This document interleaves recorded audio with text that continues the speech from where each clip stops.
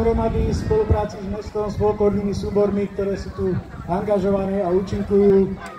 Skvelú partiu ľudí, ktorí chcú niečo pre týchto našich Žilinčanov ukázať, že 1. máj je nie len sviatok práce, ale aj sviatok folklóru. A tieto naše tradície si treba pripomínať a dodržiavať, pretože pomaličky sa na ne zabúda a maj už ide do diery. Skvelé, chlapi ho držia a už stojí, ešte ho bude treba podoprieť. Ďakujeme všetkým zúčastneným, všetkým vám, ktorí ste prišli.